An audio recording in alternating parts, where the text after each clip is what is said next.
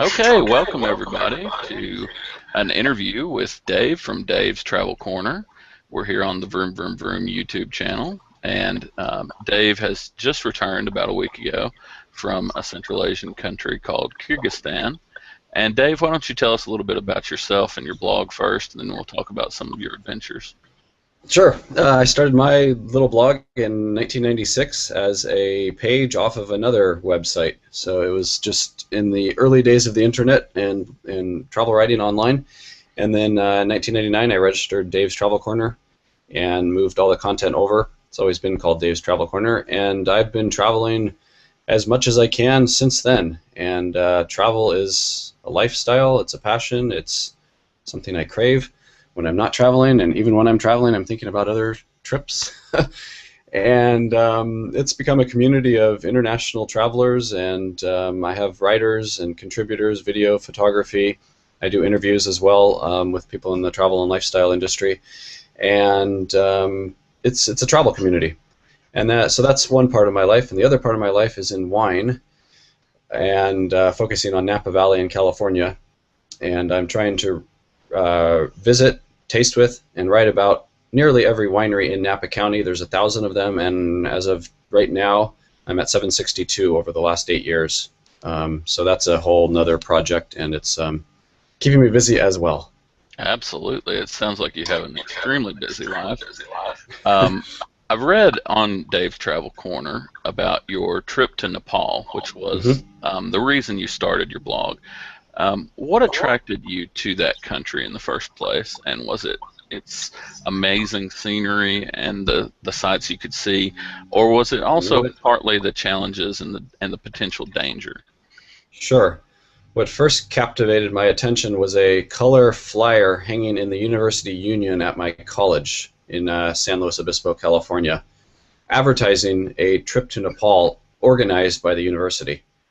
And they had incredible photographs of these jagged mountains with glaciers jutting high into the sky, and I had never been on a trip that far away from California, and had never been on a big international hike like that, and it just looked appealing, and it was also being well subsidized by the university, so I was on a budget, and that certainly helped. And the focus of the trip was a trek to Everest Base Camp, which is around 17,400 feet, and then another climb up to Kalapatar, which is a mountain that gives you full views of all of the highest Himalayas, including Mount Everest, and that's about 18,400. And so I said, yeah, let's go. I've always loved writing, and let's see how this travel goes. Absolutely. So, yeah. Go ahead. I was going to ask you lucky to have met a number of really neat people, students at the time, who I'm still in contact and become good friends with, and we've remained friends after that trip. And there were certainly a number of hardships that I experienced, and as a group we experienced as well. And that's interesting that you mentioned that, because a lot of people will travel with their family and their friends, and they don't really build relationships. But as a travel blogger, you probably have built a lot of relationships over the years. Yeah, and it depends. I mean, certainly there's a number of relationships while you're traveling that are very fleeting. In the moment, talk to people, share experiences, and then you go your own ways. And then you wonder what actually clicks. What allows you to click with someone when you're overseas? Shared experiences, shared stories, shared interests, maybe coming from the same part of the world originally. Yeah, so it's always been fascinating to me how those relationships are developed overseas as well, especially among independent travelers. Would you mind telling our viewers the story of your near-death experience in Nepal? Ah, yes. It's something that you would think would have totally turned me off to travel once you hear it, but it had the opposite effect.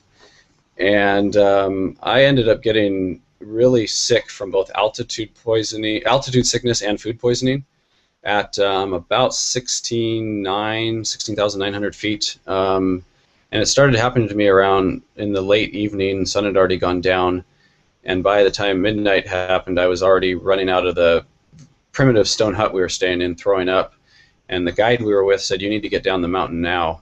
And there was another lady in our group who was also feeling sick, not nearly as sick as I was. And so the guide put me on top of his shoulders and started walking down this steep hill.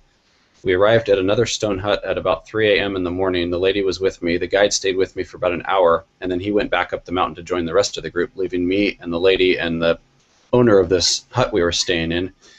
I had filled up an entire bowl by morning. It was completely frozen over, just throwing up. It was so cold. And then by morning, I was so weak I could not physically stand up or walk. I was crawling around. I just had no energy. I could barely move. And so the lady decided we needed to continue going down the mountain. She had a backpack. I had a backpack.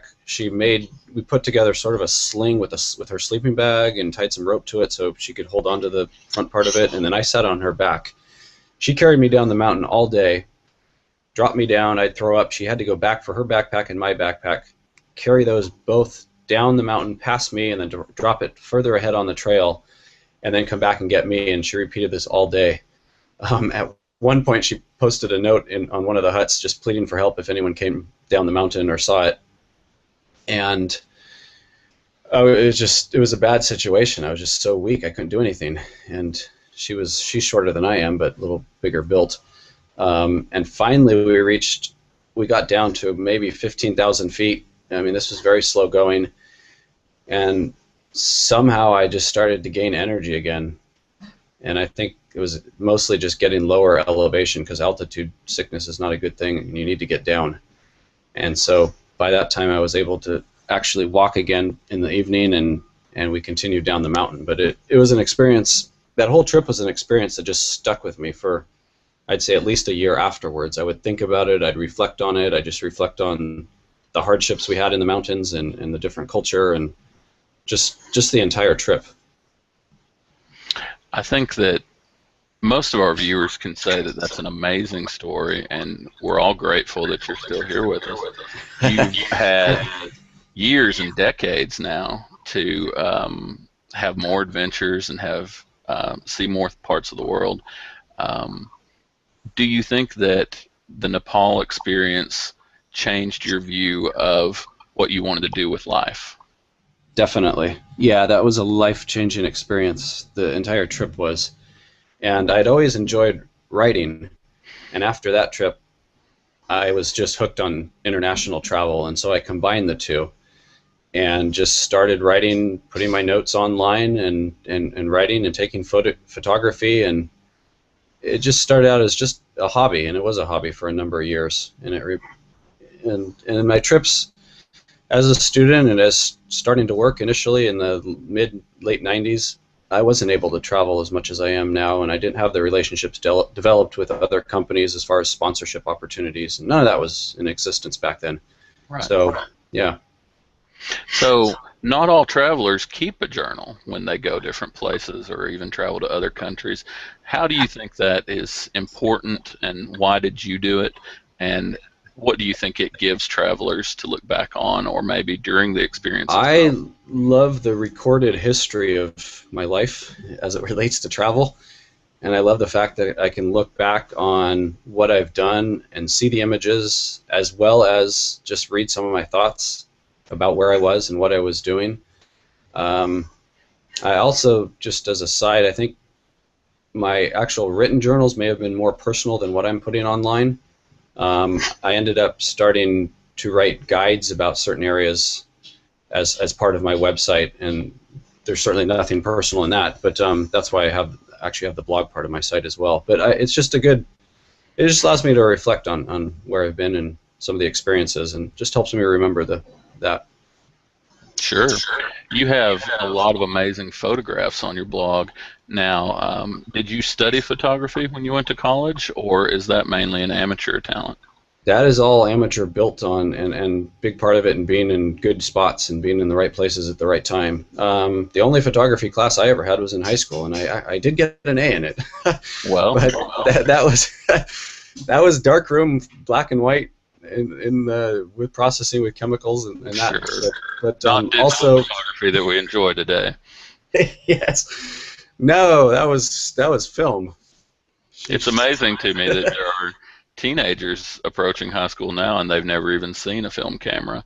That's right. It makes us feel like we're getting old, doesn't it? And they may not have seen a regular camera. They may just have seen a phone camera. Exactly. Exactly. You've been Yeah. traveling and riding for more than 17 years now. How much of that time have you spent on the road or in other countries? And do you still find time for your family and friends? And if so, how so? Yeah, that's a good question. Initially, I was taking short trips and spending more time at home. Within the last, I'd say, 6 or 7 years, I've been on the road at least half a year each year. And part of that is just taking longer trips as well as taking shorter trips. And the shorter trips typically are the hosted trips, either by the destination or a brand wants you to promote something and they send you somewhere, a hotel, a tour company, those sort of things. Um, so yeah, it's a balance now because I am traveling or have been traveling a bit more, um, and it's a fine balance. Who inspired you in your life to travel as you have? Were there any family members or close friends that encouraged you to see the world?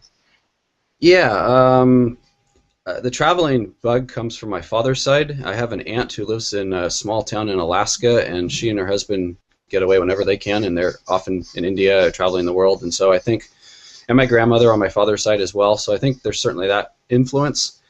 But then I also have to say, on that trip to Nepal, I met a friend who's been a friend for since then, and he tried everything. That was his philosophy. Try something at least once. Do something different.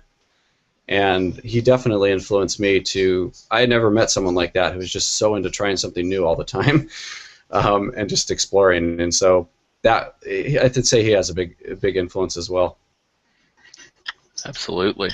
On Dave's Travel Corner, you've obviously documented all the different amazing places you've been to. Which destination would you say is maybe closest to your heart or someplace that you hold really dear, other than Nepal, of course, where you almost died?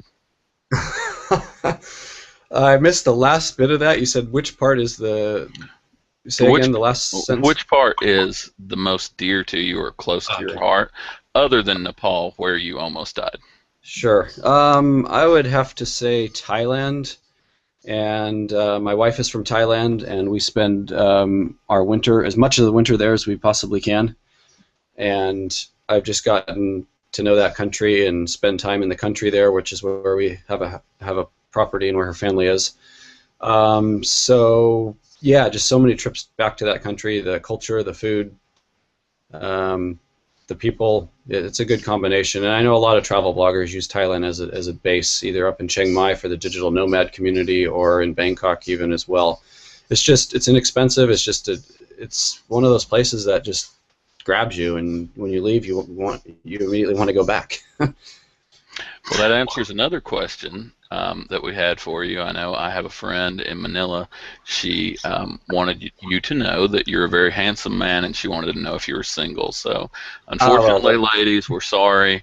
Dave is no longer single. He's a yes, I married met my man. wife about in 2001. My brother and I were traveling in Thailand, and I'm sorry. I'm sorry, ladies.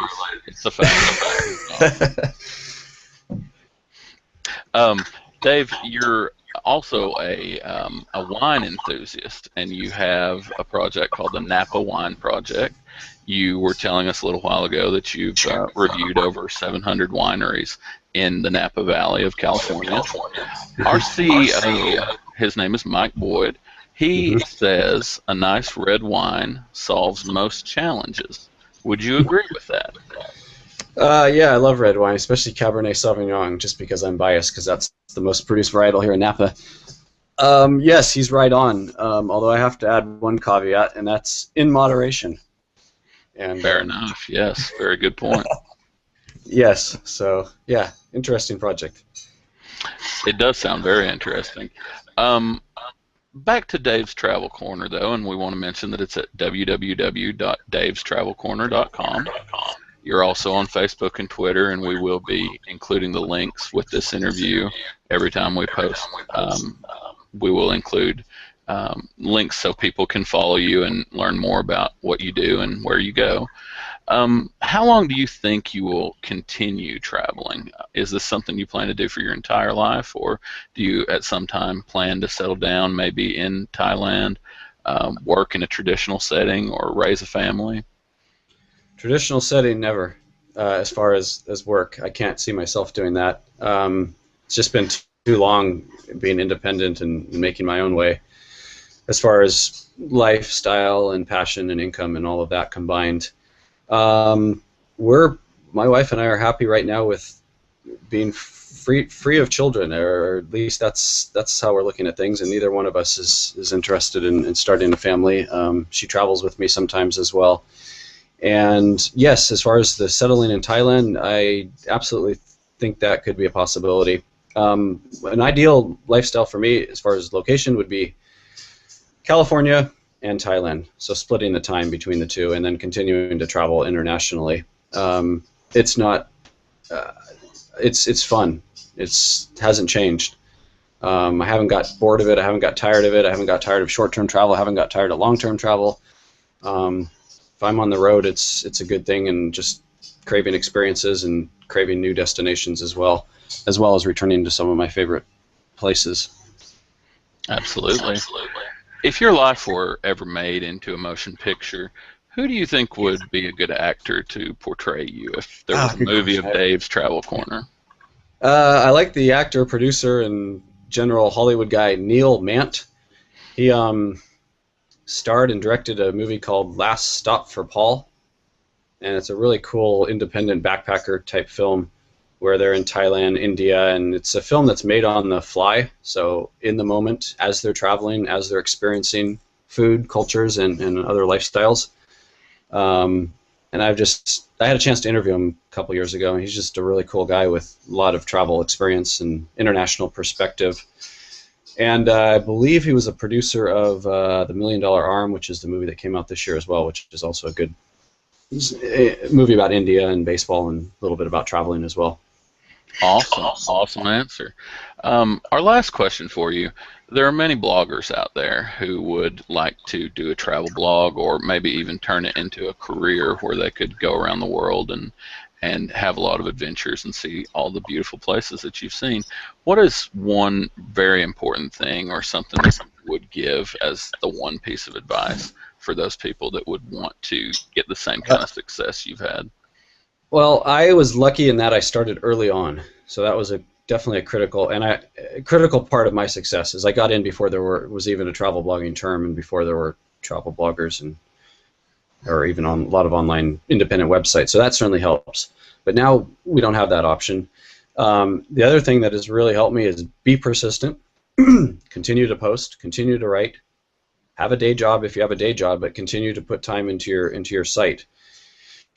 And that's a challenge, because especially if you have a day job, you're pretty much working all day, and your blog is weekends or evenings. Even more importantly is reach out, network in person.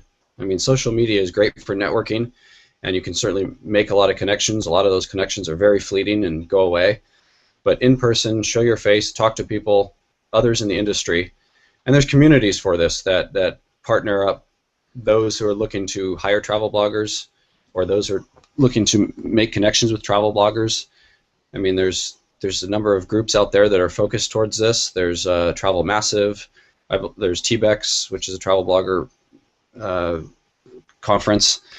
I'm part of a group in Los Angeles called Los Angeles Area Consortium of Travel Writers, online travel writers, and that's been fabulous for just meeting other industry, as well as making opportunities for travel writing as well as traveling. So I think the in-person networking is definitely important in the right niche. Absolutely.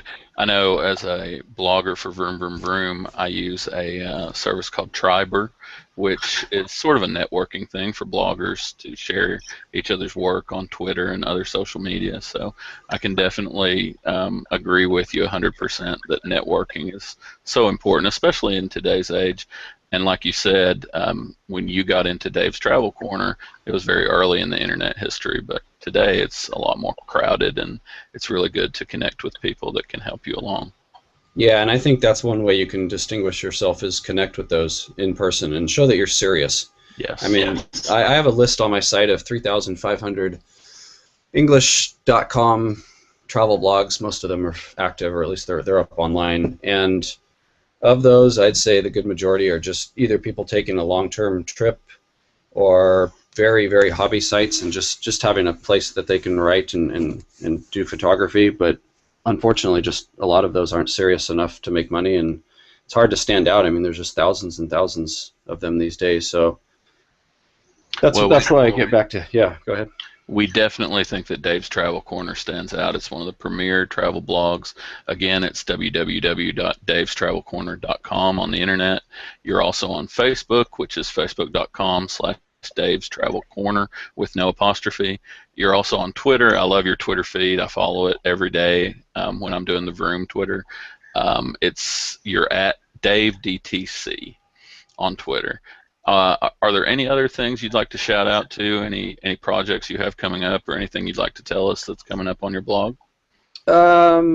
Continue posting. I have some European content coming out. I'm just got a new camera, so I'm playing with some video. So I'm going to continue to go into the video sphere and try to do a little more professional-looking videos and get some. Some of my fun videos have been hitchhiking on the road with the video camera. Awesome. So I wouldn't mind doing some more of those. Back to Thailand, of course, end of this year, and then continued work on my Napa wine project and continuing to just promote the wine. And that website is napawineproject.com for those who are interested in wine. It's a good resource for Napa Valley. Awesome. Well, I think that certainly some of our customers are wine aficionados, and I hope that they will visit your site. Dave, thank you very much for being with us today. Our viewers, I'm sure, will enjoy this interview, and thank you for sharing your time with us, and take care of yourself. Definitely. Thank you very much, Jason. Oh.